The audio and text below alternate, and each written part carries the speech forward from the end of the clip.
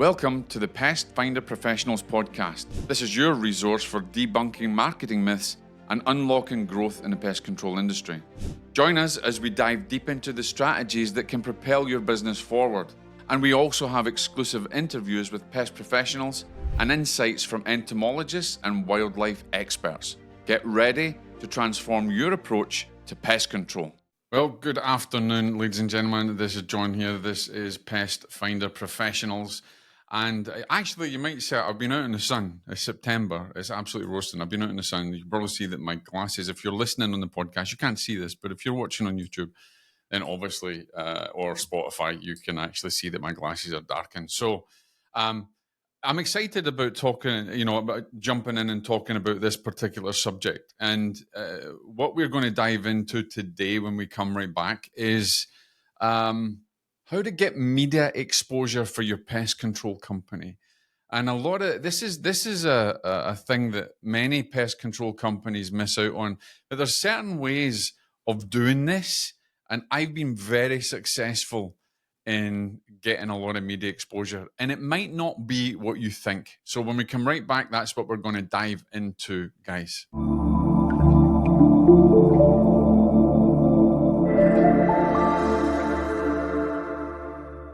Okay, welcome back, ladies and gentlemen. So, yes, what does it conjure in your mind when we talk about media exposure? You might be forgiven to think about media as, getting your videos out there, which is a great part of it. Getting your articles and stuff out there. You've heard me talk about that before, getting images and all that kind of stuff out there as well. And that is an aspect of media.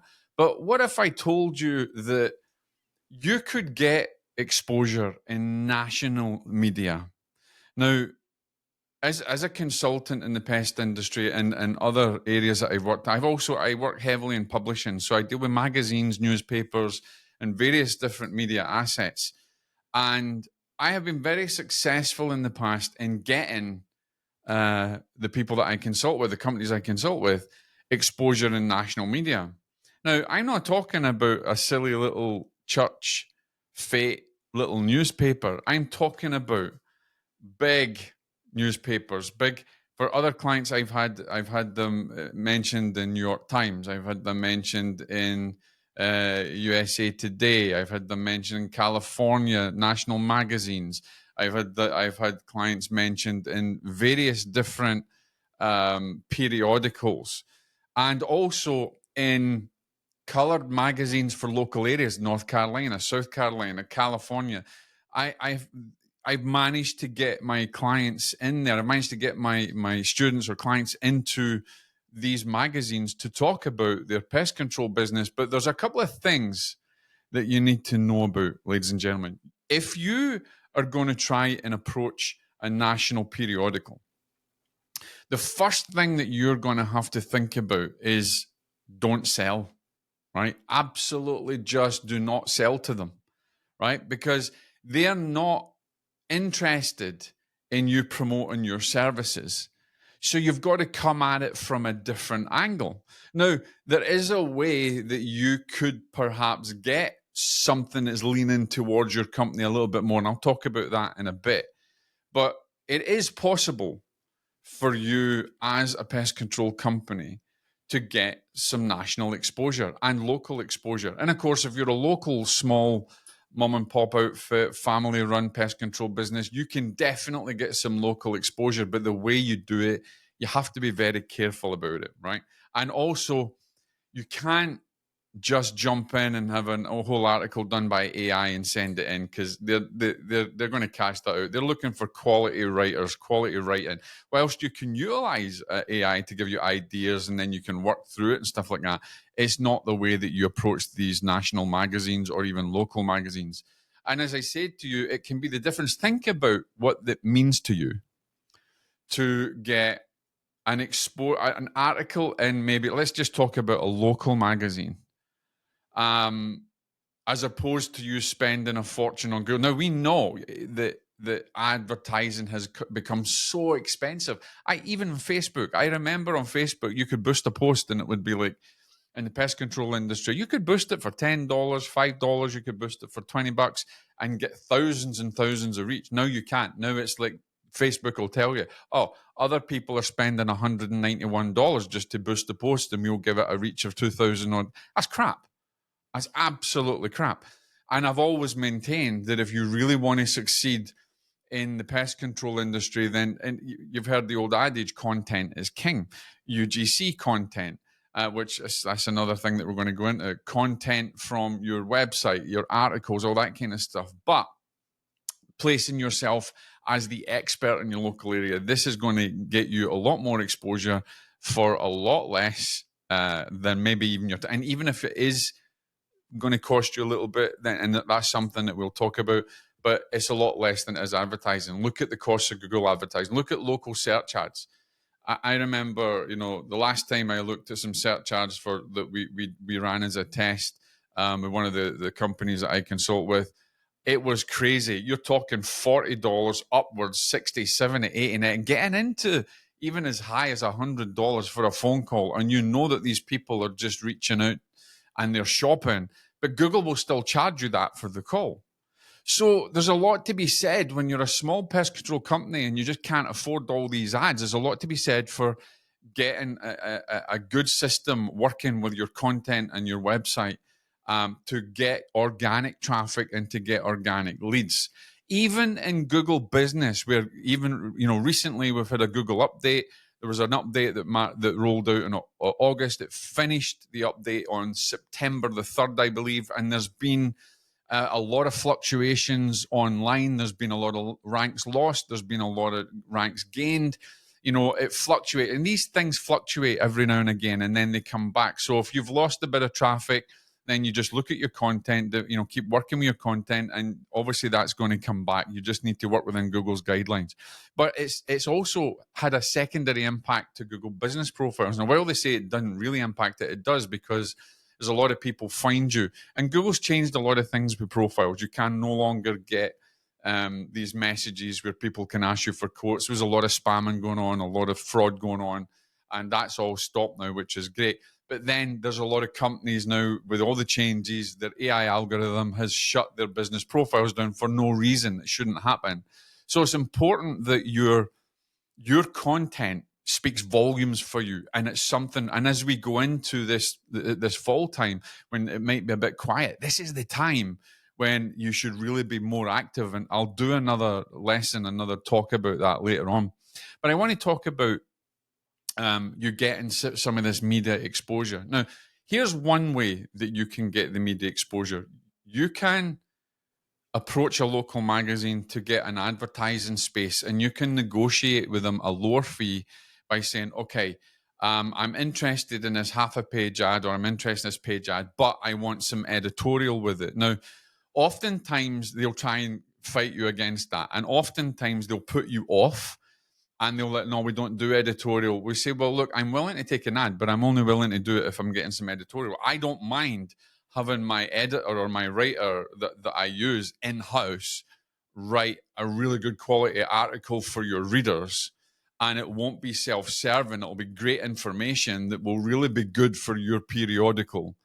And also, all we're looking for is that quality byline. Plus, I'll take this ad. But obviously, you want to negotiate the ad rates down, because they need to sell space. And ladies and gentlemen, they're competing with people that are advertising on Google, on Facebook, on Quora, on all different places. So don't think that you can't really negotiate. I've negotiated quite hard and managed to get some really, really good deals for some of the people that I consult with. All right. So, but I've also managed to approach them in written. I've written them personally, actually. I've written the articles and had them published in local magazines spanning from Florida, South Carolina, North Carolina, and California, and various other areas. I also think we've got one in Arizona. So there's a way that I can approach and negotiate this. And because I have experience as a journalist, as I've experience in writing for national and international magazines throughout the world, not just in the field of pest control, but in other fields that I write in, then I have a good background. And therefore, the editors will listen to me more, and they'll maybe take that on. Now, I have negotiated deals for some of my clients in the past and got some great deals. But that's a way that if you were someone that can really write really good articles and you can approach your local magazine and say, hey, I've got an idea as we're coming up to this particular season. Let's say you're coming into spring.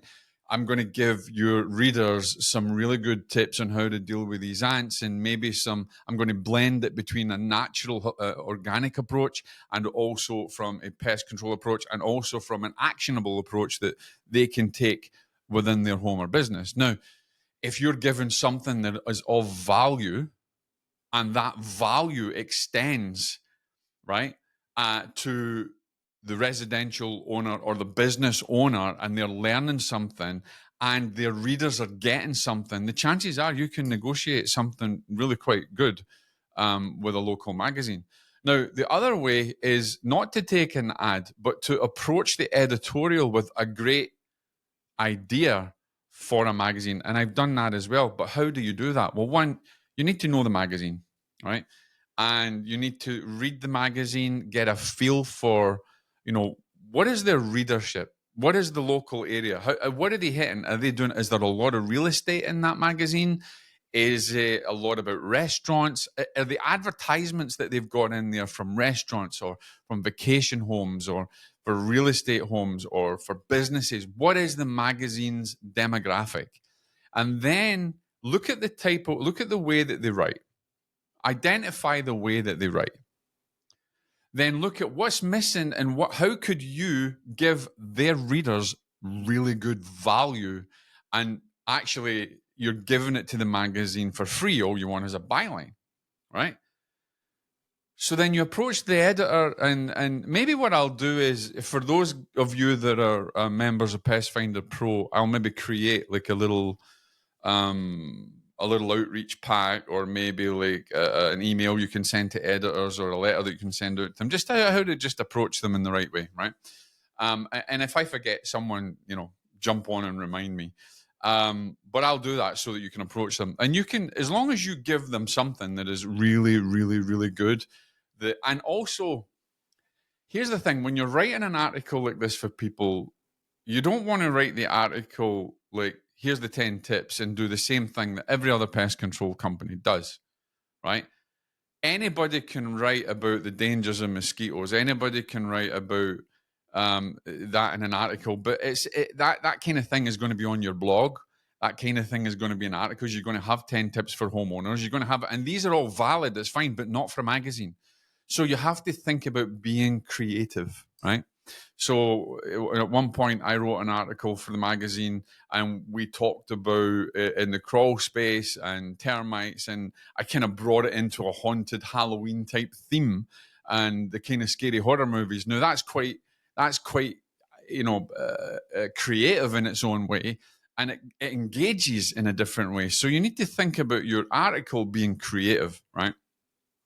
You could maybe talk about the plight of a new homeowner and how they would not know about termites, and they would not know about the seasons, or they would not know about how much damage that there is. And maybe you can craft that story about a young couple who buys the home, doesn't know about the legalities of termite plans, or doesn't know about how they could even fall into a trap by buying a home that hasn't had a termite certificate. There's lots of different ways of creating and crafting that story. And if you look at the storytelling, as a beginning, a middle, and an end, and the thing is that story needs to be non-self-serving. You're going to get a byline that has your picture and your name and all those details, and then sign off and a link to your website, and it'll either go online in their digital their digital version, or it will go in print, which is great. So then you've got digital and print. You taking that time to really give them something of value, guys, is awesome, because they're always looking for content. They're always looking for something. The magazines are failing this day and age, because so many are jumping on to just running ads and things. They can't sell their ad space. A lot of people bin them. But if you've got a quality magazine that's still there, that's still doing well, that's respected in the local community, then bang, you can do that. Right. So there's a couple of tips for you for your local community.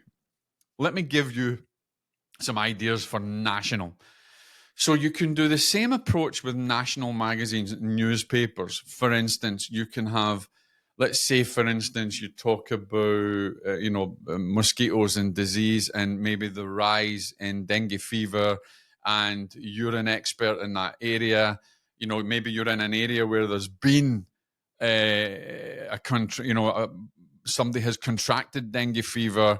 It's in North America somewhere, and so what you do is you approach the national magazines as the expert to give them commentary on this potential problem, because they're always looking for good quality articles, or they're looking to interview you based on what their needs are or what's in the news. And there are a lot of magazines and online magazines that are dealing with DIY, even in real estate magazines, in design magazines, and home magazines, leisure magazines. I mean, I did an article once for an outdoor magazine, right? And about mosquitoes and stuff. So there's many different ways that you can approach this. And here's the other thing: there's often a lot of big gardening magazines, home and garden, right? I've had mentions, and here's the thing: you're not going to get an article. You've also heard maybe helps some of there's a lot of, it's not a really good quality these days because SEO companies totally ruined it. But it used to be good. Help a reporter out, where they would put a pitch up and say, I'm looking for someone to help me on this particular subject. Could be something maybe about the brown recluse. And then they go out and they ask for experts and stuff like that. Well, that was totally freaking wasted by SEO companies who just utilized it just to build backlinks. Totally, the quality of that had gone down. But there are a number of other areas that you can look at. But the great thing is you can start to develop relationships with journalists, because you can approach them. You can, okay, I'm in California. What do I want to do? Okay, let's see, have a look at some of the national magazines. What's the problems in California? Then maybe you'll put a Google alert in for, malaria. Maybe you'll put a Google alert in for, salmonella from cockroach infestations. Here's a big one, guys. If you remember, now, when was it? It might have been in 2018 or 2019. There was a flea outbreak up north somewhere. Can't remember the place. It might have been Pittsburgh, Pennsylvania, something like that. Or maybe it was in New Orleans. I'm not sure. Anyway, it doesn't matter. But the place was infested with fleas. But then there was a case of the bubonic plague. And people think, well, bubonic plague is a Black Death. We don't have that anymore. But hey ho, we actually do. And there has been cases over the years of the Black Death, the bubonic plague. So you may be a pest control company that's doing a lot to do with rodents, a wildlife company with squirrels, etc., etc. This would be a great opportunity for you to find out when this has come out, and maybe it's come out in the news, and then you can approach them, build a relationship. Remember, you're not trying to sell your company. You're trying to educate. That's what you want to do. You want to educate them, guys. Educate the people on that potential problem, the bubonic plague coming from rats, well, fleas on rats, or squirrels, and other diseases, and that is attributable to fleas. You really, really have ample opportunity between disease, between infestations of pests overrunning, dangers of bites, spiders, scorpions, no matter what it is, and wildlife, right? Bats, all this kind of stuff. You've got all of these examples that there's going to be news out there. There's no doubt about it. And you can capture that, right? I've done it. I do it. I actually do it for the clients I coach and I work with, that I consult with, right? That's one of the things that we look to do. No, it's not always guaranteed, and it might be a bit of a fight to do it, but it's so worth it, because if you get that exposure, and you may work hard and you may respond to a journalist who wants you to yeah, okay, let's see if we're interested, let's do something, and you want to get exposure and they don't use you, don't be annoyed about it, because think about it that, all right, they might not use what I said, they might not use what I wrote to them and sent them, but I'm in their mind. And if there's another issue, then maybe something, there's an outbreak, and they'll come to me and they'll actually approach me, and I'll be able to help them out. So you're beginning that relationship. And if they reject you or they say we're not going to use it this time, then keep that relationship going. Do a podcast episode, write another article, and if it's something that's really juicy, you can put that type of article on your own site, and then maybe send it to the reporter to have a look. They may want to interview you. One of my clients has been brilliant, and that I coach, and he's a national news exposure, on local news channels, national news channels, as well as in magazines and everything else, and exciting when we do that. But that's going to dry up. But you're always in their mind, guys. You're always in the mind. It's not just always about your local maps and your local business searches. Yes, that has a point of it. But my God, if you can be the expert in the area, if you are mentioned in some of the big media magazines and sites and all that kind of stuff, not only does it get you good quality backlinks back, but it gets you exposure as the expert. And then when you're starting to negotiate and work on maybe corporate pest control or commercial contracts, you can say, I've been mentioned in XYZ. I've been mentioned in this magazine. I've been mentioned in this newspaper. One of my clients who kind of is a scientist that works within the that I mentor, that works within the kind of pest control industry, we had a look at PFAS and the problems of that and how it maybe affects into the pest control industry, and we managed to get some national media in coverage of that in an article as well. So, and that was in articles that were in the restaurant industry for the magazine. So there's so many different niches and industries that you can get media exposure in. Then it's silly just to think that, one, you only have to do Facebook ads, Google ads, and have to knock your pan in trying to adhere to what Google wants all the time. Yes, you have to stick to within their guidelines, but if you're noted and you're getting really good quality out there and good media out there, Google's going to reward you anyway, and you could get seen by some of these national media or some of the local media and get yourself even more exposure. So that's kind of all I'm going to leave you there, ladies and gentlemen. If it's something you're interested in, if you want to work with me, then you can drop me a message and we can look at working privately together and to really make your pest control company a media machine. If you want to join Pest Finder Pro, then please go to pestfinderpro.com/join and choose one of those plans there. If you're looking for a special deal for a life plan, message us, email us, hit us up, say, we'll listen to your podcast. We want to get a life deal. We'll sort you out with a really, really good deal.